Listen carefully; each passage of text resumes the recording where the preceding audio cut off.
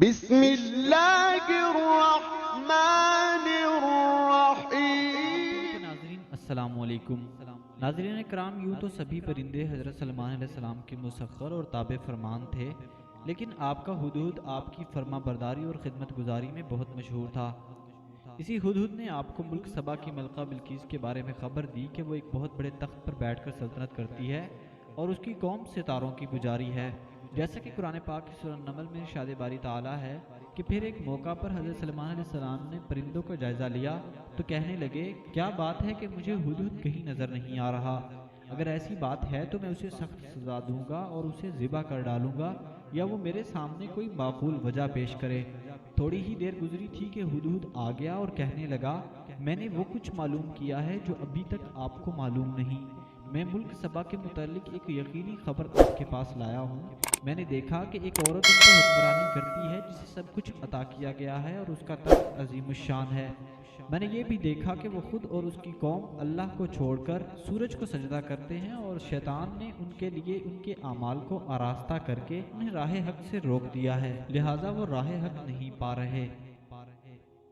اس خبر کے بعد حضرت سلیمان علیہ السلام نے بلقیس کے نام جو خط ارسال فرمایا، اس خط کو یہی ہدہد پرندہ لے کر گیا تھا۔ چنانچہ قرآن پاک میں ارشاد ہے، حضرت سلیمان علیہ السلام نے فرمایا، تم میرا یہ خط لے جاؤ اور ان کے پاس یہ خط ڈال کر پھر ان سے الگ ہو کر تم دیکھو کہ وہ کیا جواب دیتے ہیں۔ چنانچہ ہدہد خط لے کر گیا اور بلقیس کی گود میں اس خط کو اوپر سے گرا دیا، بلکہ بلقیس نے اسی وقت اپنے گرد امراء اور ارکان سلطنت کا مجمع اکٹھا کیا اور پھر یہ خط پڑھ کر خوف میں مبتلا ہو گئی اور اپنے اراکین سے کہنے لگی، اے دربار والو، میرے پاس ایک معزز خط ڈالا گیا ہے۔ وہ خط حضرت سلیمان علیہ السلام کی طرف سے ہے، اور وہ خط یہ ہے کہ اللہ کے نام سے شروع کرتا ہوں جو بے حد مہربان نہایت رحم والا ہے۔ میرے ساتھ تکبر نہ کرو اور میرے ساتھ مطیع ہو کر چلی آؤ۔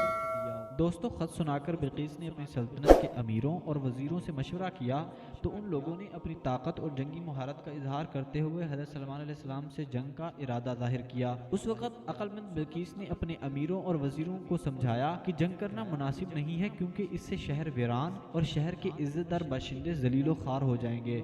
اس لیے میں یہ مناسب خیال کرتی ہوں کہ کچھ تحائف ان کے پاس بھیج دوں، اس سے ہمیں یہ معلوم ہو جائے گا کہ سلیمان علیہ السلام صرف بادشاہ ہیں یا اللہ کے نبی بھی ہیں۔ اگر وہ نبی ہوئے تو ہرگز میرا یہ ہدیہ قبول نہیں کریں گے، بلکہ ہم لوگوں کو اپنے دین کی اتباع کا حکم دیں گے، اور اگر وہ صرف بادشاہ ہوں گے تو میرا یہ ہدیہ قبول کر کے نرم ہو جائیں گے۔ چنانچہ بلقیس نے 500 غلام اور 500 لونڈیاں بہترین لباس اور زیورات سے آراستہ کر کے بھیجے، اور ان لوگوں کے ساتھ 500 سونے کی اینٹیں اور بہت سے جواہرات، مشک، عنبر اور ایک تاج بما ایک خط کے قاصد کے ساتھ بھیجا۔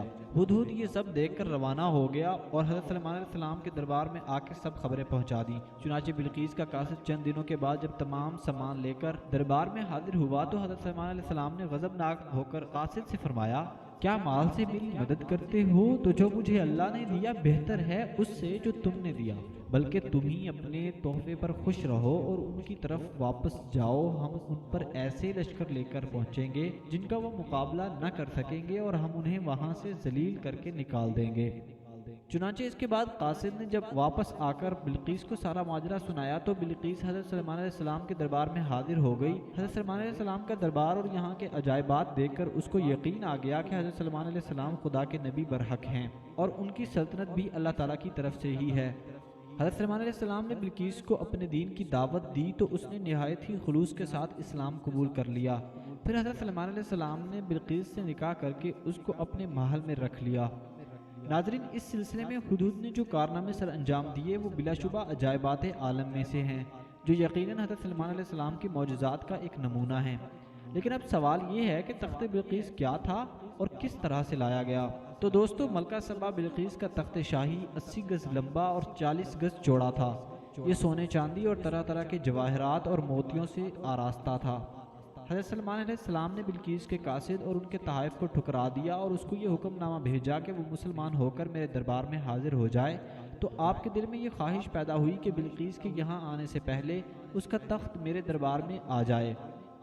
چنانچہ آپ نے اپنے درباریوں سے یوں فرمایا، کہا، اے دربار والو، تم میں سے کوئی ہے کہ میرے پاس ان کا تخت لے آئے اس سے پہلے کہ وہ میرے پاس فرما بردار ہو کر آئیں۔ جنوں میں سے ایک دیو نے کہا کہ میں تمہیں وہ لا دیتا ہوں اس سے پہلے کہ تو اپنی جگہ سے اٹھے، اور میں اس کے لیے طاقتور اور ایماندار ہوں۔ جن کا بیان سن کر حضرت سلمان علیہ السلام نے فرمایا کہ میں یہ چاہتا ہوں کہ اس سے بھی جلد وہ تخت میرے دربار میں آ جائے۔ یہ سن کر آپ کے وزیر حضرت آصف بن برقیہ جو اس میں اعظم جانتے تھے اور باکرامت ولی اللہ بھی تھے، انہوں نے حضرت سلمان علیہ السلام سے عرض کیا، اس شخص نے کہا جس کے پاس کتاب اللہ کا علم تھا کہ میں اسے تیری آنکھ جھپکنے سے پہلے لا دیتا ہوں۔ پھر جب اسے اپنے روبرو دیکھا تو کہنے لگا کہ یہ میرے رب کا ایک فضل ہے تاکہ میری آزمائش کرے کہ میں شکر کرتا ہوں یا ناشکری، اور جو شخص شکر کرتا ہے اپنے ہی نفع کے لیے شکر کرتا ہے، اور جو ناشکری کرتا ہے تو میرا رب بھی بے پرواہ عزت والا ہے۔ چنانچہ آصف بن برقیہ نے روحانی قوت سے بلقیس کے تخت کو ملک سبا سے بیت المقدس تک پل بھر میں حضرت سلمان علیہ السلام کے محل میں پہنچا دیا۔ تخت دیکھ کر حضرت سلمان علیہ السلام نے کہا، یہ میرے رب کا فضل ہے تاکہ وہ مجھے آزمائے کہ میں شکر کرتا ہوں یا ناشکری۔ دوستو، حضرت سلمان علیہ السلام اللہ